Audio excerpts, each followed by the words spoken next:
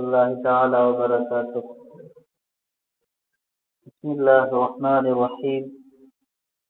الحمد لله الناشر في الخلق فضله والباسط فيهم بالجود يده، نحمده في جميع أموره ونستعينه على رعاية حقوقه، ونشهد أن لا إله غيره وأن محمدا عبده رسوله أرسله بأمره صادعا وبذكره ناطقا، فأدى أمينا ومضى رشيدا، وخلف فينا راية الحق، من تقدمها مرد ومن تخلفها عنها زهد ومن لزمها لحق. இறைவனை போற்றி புகழ்ந்தவனாக ஸல்லல்லாஹு அலைஹி வஸல்லம் அவர்கள் மீதும் அன்னாரது அஹ்லு பைத்துக்கள் மீதும் இறைவனுடைய சாந்தியும் ஸலவாத்தும் என்றென்று உண்டாகட்டா என்று பிரார்த்தித்தவனாக, ரமலான் மாதத்தின் 3வது நோன்பை நோட்டவர்களாக நாம் இருக்கின்றோம். இறைவன் எமக்கு தந்திருக்கக்கூடிய இந்த சந்தர்ப்பங்கள் எல்லாம் அமீர் மூமினின் அவர்கள் கூறியது போன்று மேகங்கள் எவ்வாறு காற்றினோடு ஓடிக்கொண்டிருக்கின்றதோ அவ்வாறு சந்தர்ப்பங்களும் சென்று கொண்டே இருக்கின்றது. மீதமாய் இருக்கக்கூடிய இந்த தினங்களை இறைவனுடைய திருப்பொருத்தத்தை பெரும் தினங்களாக நாம் மாற்றிக்கொள்வதற்கு முயற்சிக்க வேண்டும். என்னுடைய இந்த 2ஆம் நாள் நஹஜுல் பலாகா பற்றிய உரையின் தொடராக ஓர் அல்லாமா ஜாஃபரி அவர்களுடைய வாழ்வில் நடந்த ஒரு சம்பவத்தை கூறி என்னுடைய உரையை தொடங்கலாம் என்று நினைக்கின்றேன். அல்லாமா ஜாஃபரி அவர்கள் நஹஜுல் பலாகாவிற்கு 27 பாகங்கள் கொண்ட ஒரு விளக்க உரையை எழுதிய ஒரு மாபெரும் அறிஞர் ஆவார். அவர் இதனை இவ்வாறு அறிவிக்கின்றார். மனிதனுடைய மதிப்பு எது என்ற தலைப்பில் டென்மார்க்கிலே சமூகவியலாளர்கள் எல்லாரும் ஒன்று சேர்ந்து ஒரு நிகழ்ச்சியை அரங்கேற்றிருந்தார்கள். அதில் என்னையும் பேசுவதற்கு அங்கு அழைத்திருந்தார்கள். மனிதனுடைய உண்மையான மதிப்பு என்ன என்பது பற்றி அங்கு அந்த சமூகவியலாளர்களுக்கு மத்தியில் பேசப்பட்டது. அங்கிருந்த பலர் பல விடயங்களை குறிப்பிட்டார்கள். ஒரு பொருளின் மதிப்பை அளவிட வேண்டுமாக இருந்தால் அதற்கு என்று ஒரு அளவுகோல் இருக்கின்றது. உதாரணமாக தங்கத்தை அளவிடுவது என்றால் அதனுடைய தரத்தை வைத்து மதிப்பிடுவார்கள்.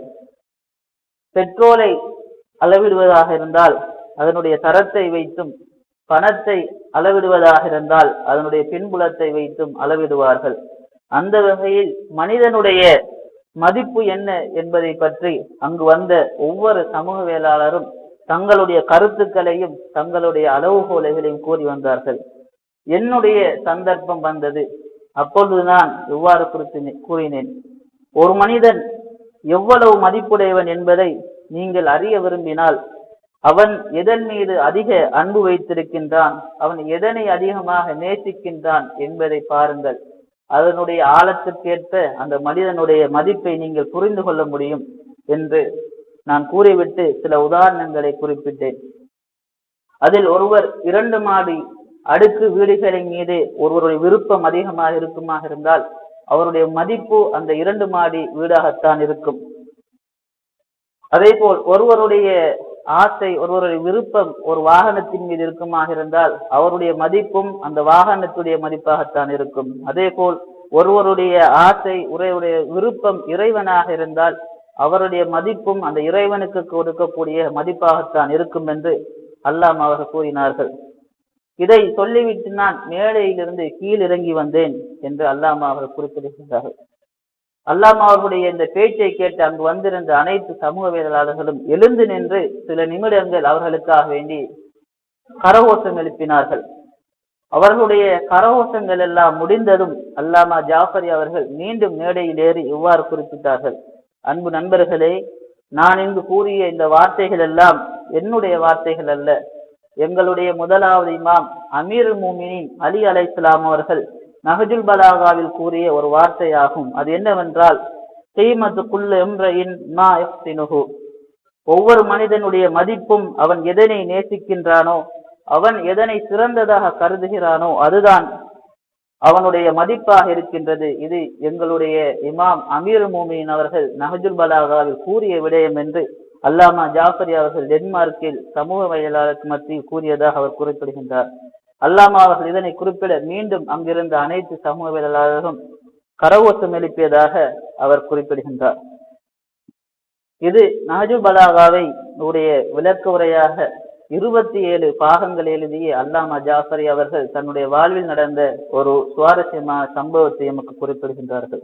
எம்முடைய பெருமதியும் என்ன, எம்முடைய மதிப்பும் என்ன என்பதை நாம் தான் உணர்ந்து கொள்ள வேண்டும். நாம் எதனை நேசிக்கின்றோம், எதனை நாங்கள் மதிப்பு மிக்க ஒன்றா கருதுகிறோமோ அதுதான் எம்முடைய மதிப்புமாக இருக்கும் என்று அமீர் மோமினாக குறிப்பிட்டிருக்கின்றார்கள். நான் சென்ற உரையில் நஹ்ஜுல் பலாகாவில் இருக்கக்கூடிய விடயங்களை எல்லாம் ஒரு 10 தலைப்புகளில் உள்ளடக்கலாம் என்று குறிப்பிட்டிருந்தேன்.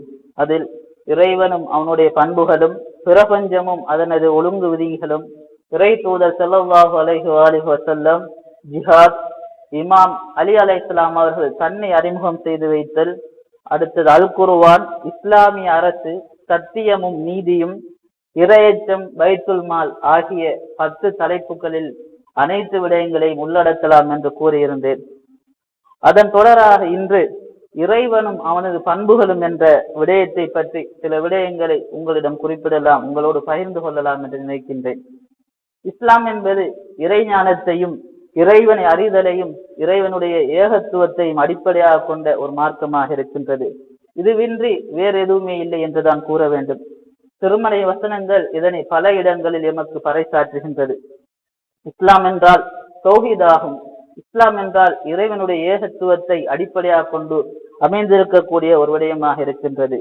இஸ்லாத்துடைய ஆரம்ப அழைப்பும் இந்த வார்த்தையை கொண்டே தொடங்குகின்றது. இதை கொண்டே அனைத்தும் உருவாக்கப்பட்டிருக்கின்றது. அல் குர்ஆனில் இஸ்லாத்தின் அனைத்து நிகழ்ச்சி நிரல்களும் இந்த தௌஹீத் என்ற ஒரு விடயத்தை கொண்டே எமக்கு கற்றுத்தரப்படுகின்றது.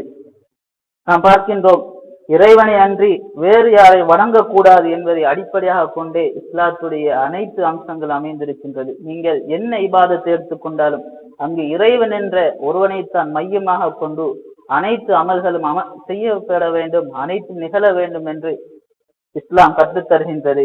லா இலாஹ இல்லல்லாஹ் என்ற அந்த மந்திரத்தின் அடிப்படையிலே தான் அனைத்தும் அமைய வேண்டும் என்று இஸ்லாம் கூறுகின்றது. அல் குர்ஆனும் பல இடங்களில் இறைவனை பற்றி அறிய வேண்டுமாக இருந்தால், இறைவனை நீங்கள் நம்பிக்கை கொள்ள வேண்டுமாக இருந்தால் நீங்கள் சிந்தித்து செயல்பட வேண்டும். உங்களுடைய சிந்தனைக்கு ஏற்ப, உங்களுடைய பகுத்தறிவுக்கு ஏற்ப நீங்கள் இறைவனை அறிந்து கொள்ள வேண்டும் என்பதை எமக்கு கற்றுத்தருகின்றது. இஸ்லாமும் அதனையே வலியுறுத்துகின்றது. நாம் அல் குர்ஆனில் சில வசனங்களை பார்க்கின்றோம். இந்த வசனங்கள் எல்லாம் முக்கியமான வசனங்களாக இருக்கின்றது. இது பற்றி வேறு கருத்துக்கள் யாருக்கும் இருக்க முடியாது. இந்த வசனங்களை நோக்கின்ற பொழுது இந்த வசனங்கள் எல்லாம் இறைவனுடைய இருப்பை பற்றி, இறைவன் என்றால் யார், அவனுடைய பண்புகள் என்ன என்பதை பற்றி மிக தெளிவாக கூறக்கூடிய வசனங்களாக இருக்கின்றது. உதாரணமாக பார்க்கலாம், சூரா பக்கராவில் வரக்கூடிய 163, 164 வசனங்கள். வயிலாஹுக்கும் இலாஹுன் வாஹிதுன் லா இலாஹ இல்லா ஹுவர் ரஹ்மானுர் ரஹீம். உங்களுடைய இறைவன் ஓர் இறைவனாக இருக்கின்றான், அவனை இன்றி வேறு நியாயம் இல்லை, அவன் மிகவும் அன்பாளனும் கருணையாளனாகவும் இருக்கிறான் என்று இந்த வசனம் குறிப்பிடுகின்றது.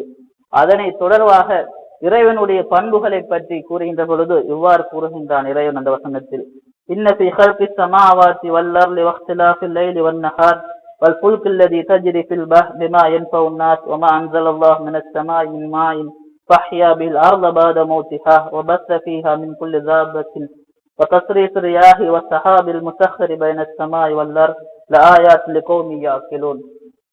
சிந்திக்கக்கூடிய சமூகத்திற்கு, சிந்திக்கக்கூடிய கூட்டத்தினருக்கு இறைவனுடைய படைப்பினத்தில், இறைவனுடைய படைப்புகளில் அத்தாட்சி இருக்கின்றது என்று இந்த வசனம் குறிப்பிடுகின்றது.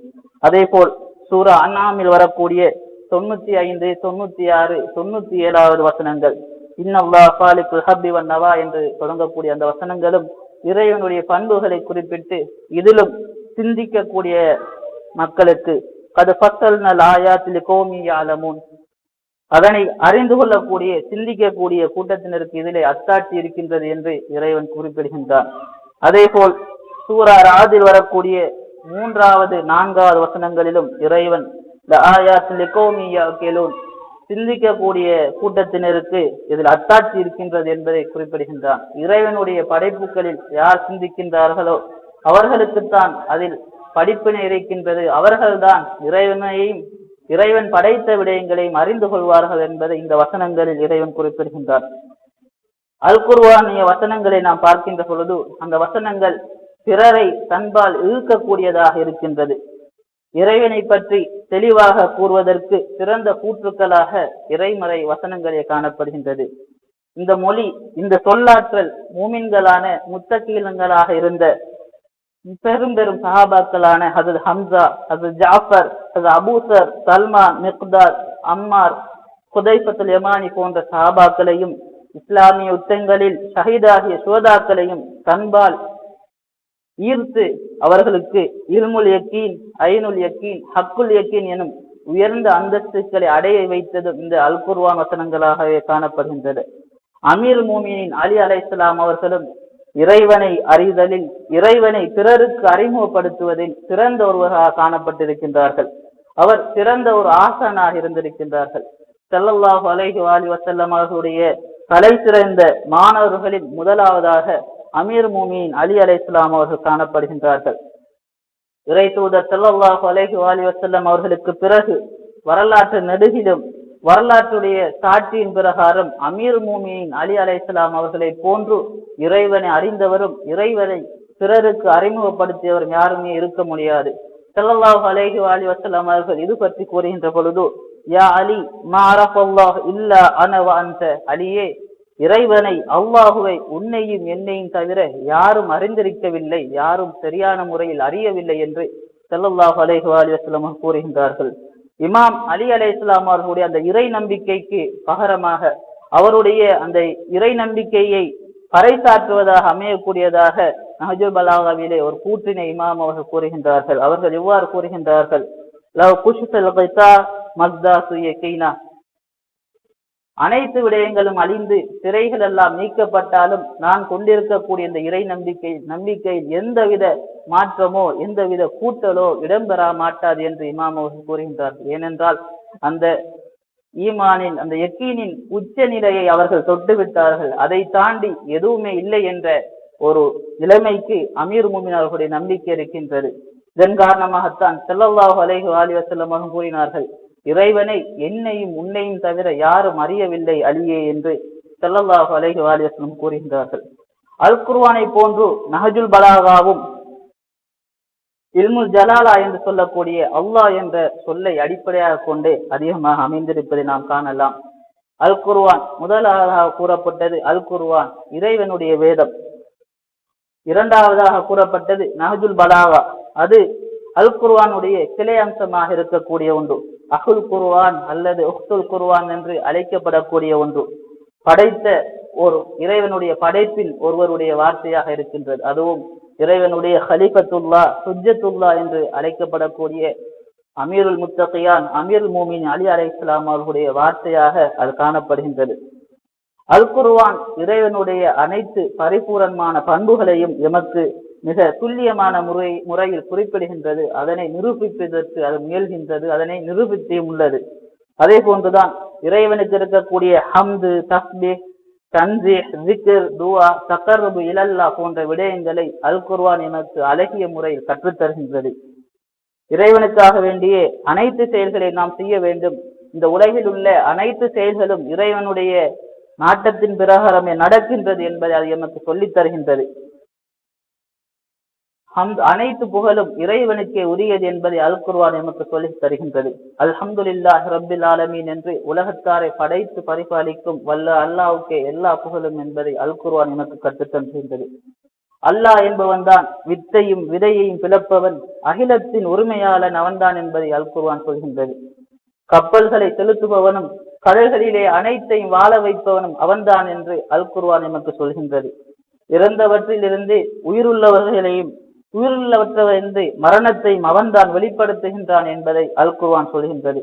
வானங்கள் பூமியில் உள்ள அனைத்தையும் அல்லாஹ் தான் படைத்துள்ளான், அவ அனைத்தும் அல்லாஹைத்தான் துதிக்கின்றன என்பதையும் அல் குர்ஆன் எமக்கு சொல்கின்றது. அதேபோல் பூமியில் உள்ள ஒவ்வொரு உயிரினத்தினுடைய வாழ்வாதாரமும் ரிஸ்கும் அவனுடைய கையில் தான் இருக்கின்றது. அவன்தான் அவற்றை பங்கிட்டு அவர்களுக்கு வழங்குகின்றான் என்பதை அல் குர்ஆன் கூறுகின்றது.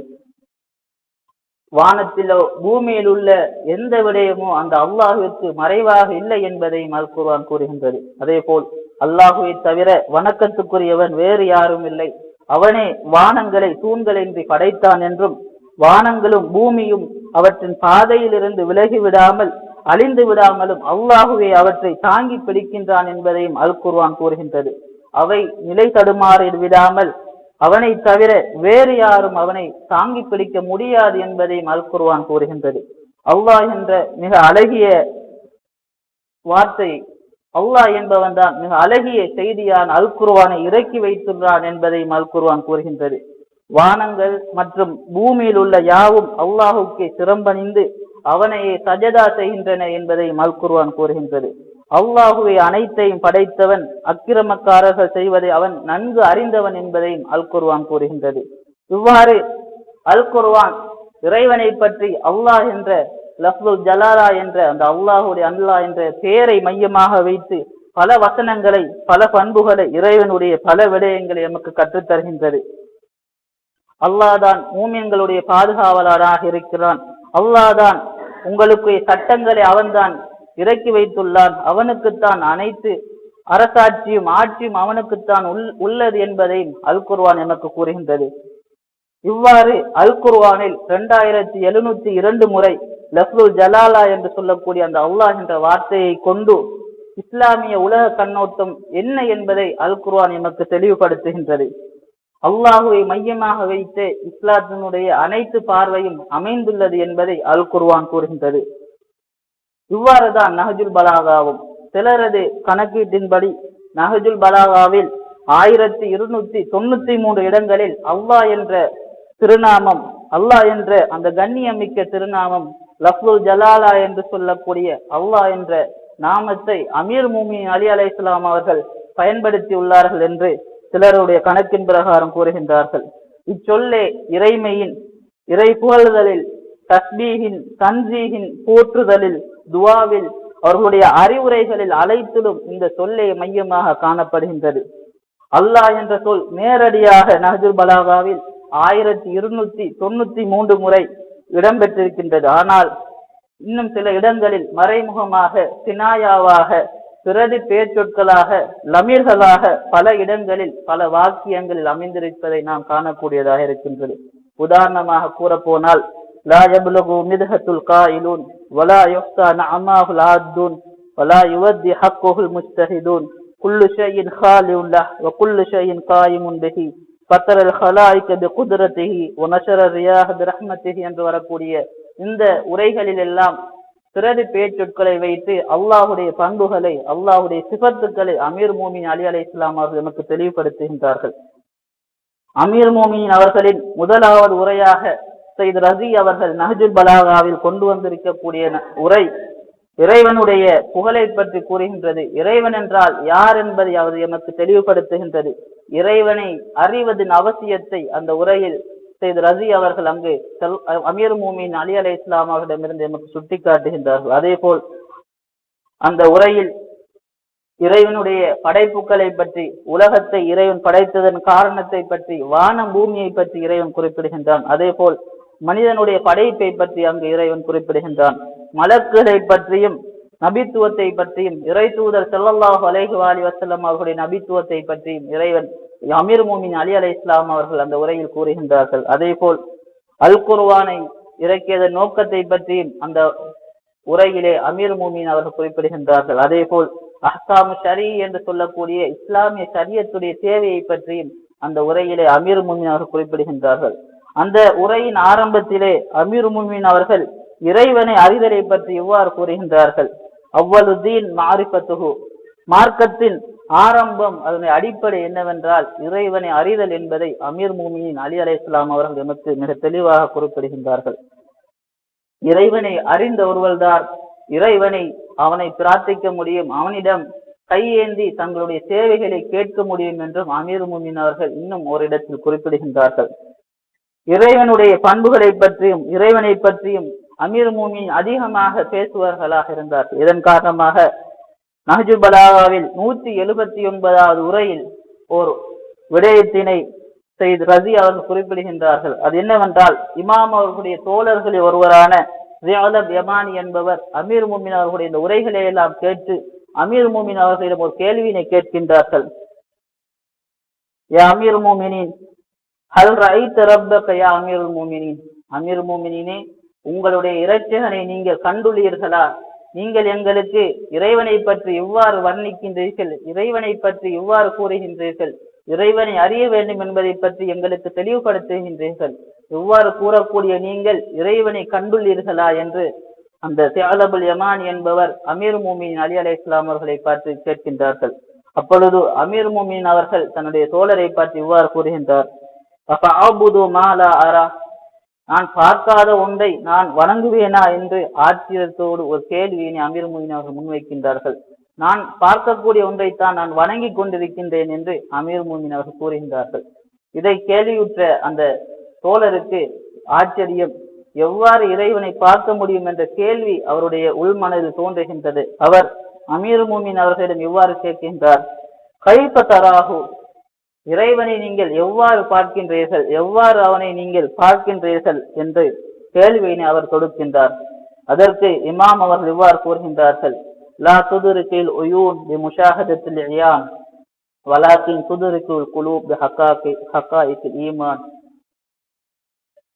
அதாவது, கண்களினால் இறைவனை பார்க்க முடியாது, ஈமானுடைய அந்த ஹக்கீக்கத்தினால், ஈமானுடைய ஒளியினால், உள்ளத்தினால் தான் இறைவனை பார்க்க முடியும் என்ற விஷயத்தினை இமாம் அவர்கள் அந்த 179வது உரையிலே குறிப்பிடுகின்றார்கள். இன்னும் பல விடயங்களை அந்த உரையிலே இமாம் அவர்கள் தன்னுடைய தோழருக்கு குறிப்பிடுகின்றார்.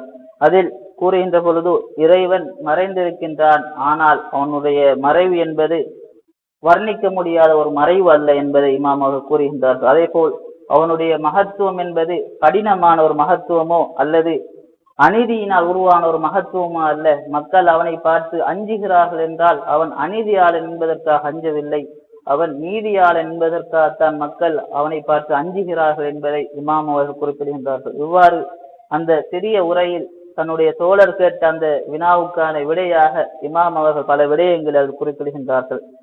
இமாம் அவர்களுடைய உரைகளில், கடிதங்களில், குறுகிய அந்த ஹிக்குமத்துக்களில் நாம் இறைவனை பற்றியும் இறைவனை அறிவதற்குரிய வழிகளையும் பற்றியும் இமாம் அவர்கள் நமக்கு கற்றுத் தந்திருக்கின்றார்கள். இறைவனை அறிவதற்கான சிறந்த பாதையினையும் சிறந்த வழிமுறைகளையும் இமாம் அவர்கள் நமக்கு சொல்லித் தருகின்றார்கள். இமாம் அவர்களுடைய சில ஹதீஸ்கள் இருக்கின்றன. அதில் இமாம் அவர்கள் இவ்வாறு கூறுகின்றார்கள், மாரிஃபத்துல்லாஹ் ஆலல் மஆரிஃப், இறைவனை அறியக்கூடிய அறிவுதான் மிகச் சிறந்த மிக உயர்வான அறிவாக இருக்கின்றது என்று இமாம் அவர்கள் கூறுகின்றார்கள். அதே போல் அல் இல்மு பில்லாஹ் அஃலலுல் இல்மைன், இரு அறிவுகளில் இறைவனை அறிதல் என்ற அறிவுதான் மிகச் சிறந்த அறிவு என்றும் இமாம் அவர்கள் கூறுகின்றார்கள். இதன் காரணமாகத்தான் இமாம் அவர்கள் மற்றும் ஒரு இடத்தில் கூறுகின்ற பொழுது, மனிதனுடைய உயிர் நாடியாக இருப்பது தௌஹீதாக இருக்கின்றது என்று இமாம் அவர்கள் கூறுகின்றார்கள். அத்தௌஹீது ஹயாத்து நஃப்ஸ் என்று இமாம் அவர்கள் சுட்டி காட்டுகின்றார்கள். இமாம் அவர்கள் இறைவனை அறிதலை பற்றியும் இறைவனை நாம் எவ்வாறு புரிந்து கொள்வது என்பதை பற்றியும் பல விதமான விடயங்களை நஹ்ஜு பலாகாவில் நமக்கு கற்றுத் தந்திருக்கின்றார். ஆனால் இறைவனுடைய இருப்பை பற்றி, இறைவன் இருக்கின்றானா என்பதற்கு ஆதாரங்களை இமாம் அவர்கள் நேரடியாக நஹ்ஜு பலாகாவில் எங்கும் கூறவில்லை. மாறாக அவருடைய உரைகளில், அவருடைய கடிதங்களில் மறைமுகமாக கினாயாவாக பல விடயங்களை சுட்டி காட்டுகின்றார்கள்.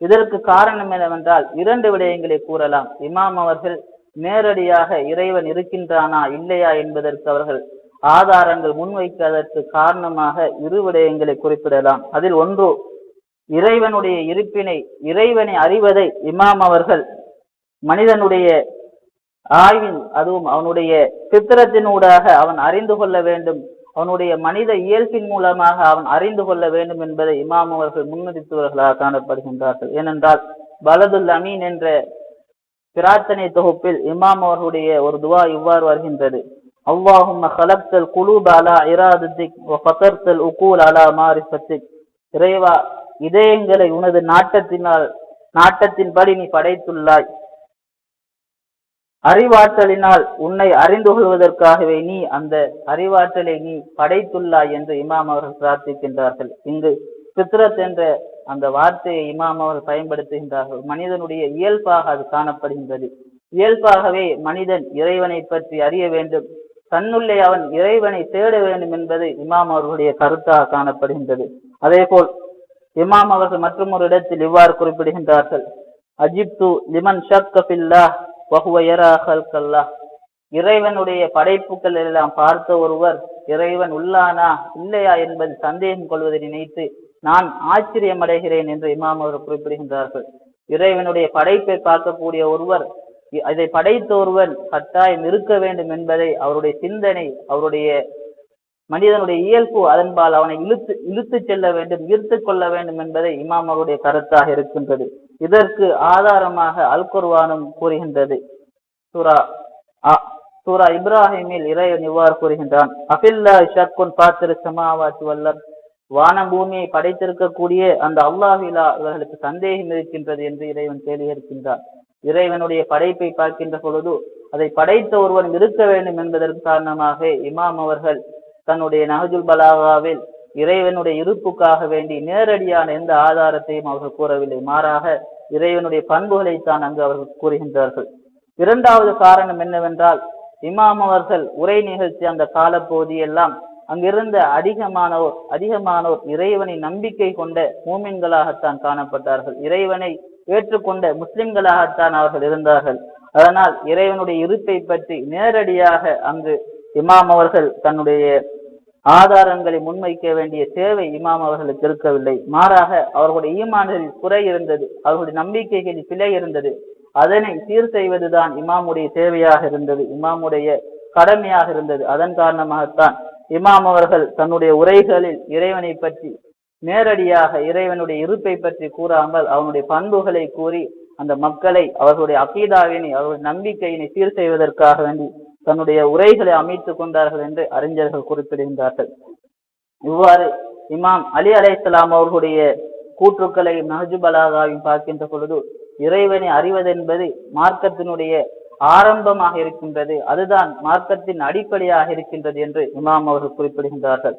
அதே போல் நம்முடைய அறிவிலே மிகச் சிறந்த அறிவு இறைவனை அறிதல்தான் என்பதை இமாம் அவர்கள் கூறுகின்றார்கள். எனவே நாமும் இறைவனை அறிந்து இறைவனுடைய இறைவன் எமக்கு விதித்துள்ள கடமைகளை அறிந்து இறைவனுடைய திருப்பொருத்தத்தை பெற்ற சமூகமாக வாழ்வதற்கு முயற்சி செய்வோமாக. இன்ஷா அல்லாஹ் இதனுடைய தொடராக நாளை இன்ஷா அல்லாஹ் இறைவனை அறிதலை பற்றி இமாம் அவர்கள் என்ன கூறியிருக்கின்றார்கள் என்பதை நாளை பார்க்கலாம். ஸலவாத் அலா முஹம்மத் வ ஆலி முஹம்மத்.